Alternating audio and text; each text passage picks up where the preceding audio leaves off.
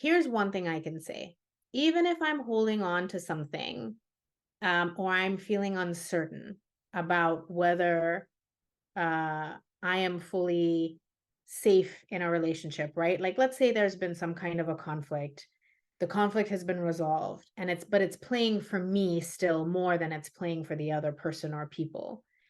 Even in those situations, as I'm working through my own sense of self and reducing my own anxiety, and all of those things, I can still confidently say that my behavior and treatment towards those people doesn't necessarily change. So that baseline of being helpful, showing empathy, wanting to have compassion, right? And I've said this very often in many relationships with friends, with partners, with my kids, and even at work. Hey, I know that we are still in disagreement about something, but that doesn't mean I'm not here to help. It doesn't mean I'm not here to listen. It doesn't mean I wish you ill. It doesn't mean I don't want to see you succeed. It means that we still have something sticky that we're trying to work through. Um, and I was married for a long time, and that was like a skill that you kind of had to learn, even just to continue to coexist in that kind of relationship where you are immersing all parts of your life together, right? So sometimes you're going to have something over here that's still not fully resolved, but it can't break everything else down. There's a sense that there are certain fundamental building blocks that you're still going to keep intact and keep in place, even as you're trying to figure out some of those things. And I think we probably negotiate that with our families as well, quite often. I think that that is something that is really important in a healthy workplace, is that you don't need to have an absence of conflict. Not everything needs to be resolved. Things can still be in a state of confrontation or being open, so to speak.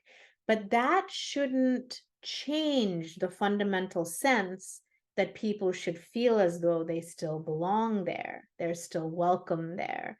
They're still respected there. They're still safe there, that there's still a level of transparency and respect.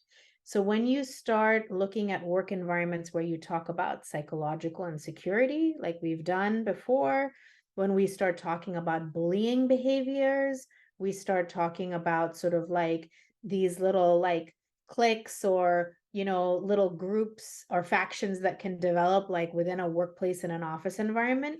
To me, that's an indication where conflict or disagreement is actually starting to break down the fundamental foundation of that workplace.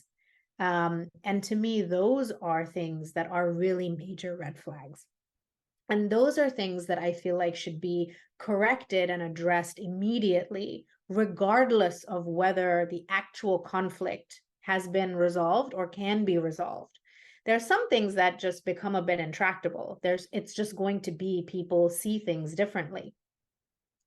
But that basic foundation that you're meant to have of how you treat people, how you get to feel when you show up to your workplace, how valued you feel in your team, to me, those things cannot depend on the absence of conflict and the absence of confrontation.